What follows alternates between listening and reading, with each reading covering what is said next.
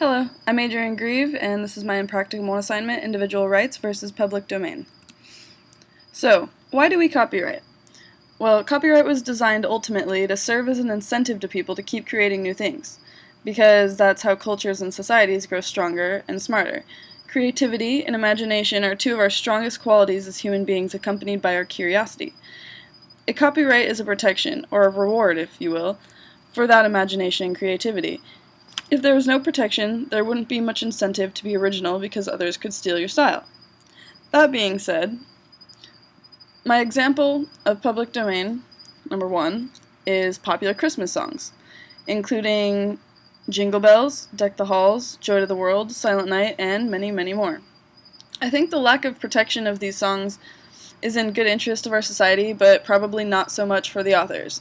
Good for society because the songs are part of holiday tradition that our culture does and should continue to modify and have fun with. The authors of the songs, however, probably hold some regret due to the potential monetary gain the songs would have generated by now. So then that takes me over to a copyrighted Christmas song. Now, like I said, most of the popular ones that you hear all over the radio have all different kinds of versions, and a lot of people do them, but here we go with Frosty the Snowman. Frosty the Snowman is a song copyrighted that I think its continued protection is a good thing for the author and society. Obviously, it's good for the author, Jack Rollins and Steve Nelson, who recorded this with Columbia Records, because the song has turned into a classical holiday song that has also been expressed through printed books and film. So it's classic tradition, and I guess it's not necessarily a good thing for society, because no one is allowed to be creative with it, but being copyrighted also isn't causing any harm. So, next on to my second example of public domain, I have the painting by Edvard Munch in the center here, the original Scream. The ones on the left and right are versions other people have come up with. Personally, I think the lack of protection on this piece of art is sad.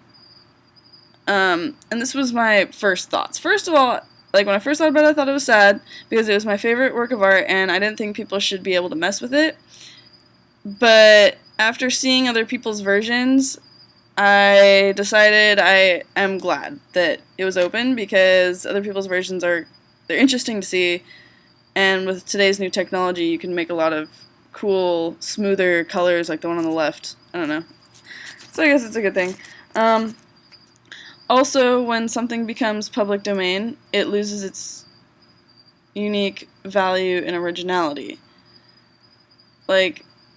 Yes, it was an original, it was old, but the new ones are pretty unique and individual too. The painting doesn't enter public domain in Europe until 2015, which is kind of a cool little fun fact. But, yeah. So, that's about Edvard Munch, public domain, here we go. So, on the flip side, we have the copyright. This is my second example of copyright. And this is a piece by Salvador Dali done with oil paint on a canvas. It's called Soft Self-Portrait. And if you notice, there's a piece of fried bacon laying right there on the book, which is kind of funny. Anyways, this is someone I'm glad has copyrighted his work. Dali has such a unique style in his paintings and a beautiful awkwardness that's hard to mimic. So I think it's a good thing his work is copyrighted so the public can't dilute his talent. Plus, it's good for the public because it will push them farther toward their own creative limits instead of trying to copy someone's style like Dali. Anyways, that was my 4 different examples of copyright and public domain artwork. Here's my sources. There you go, and have a good day.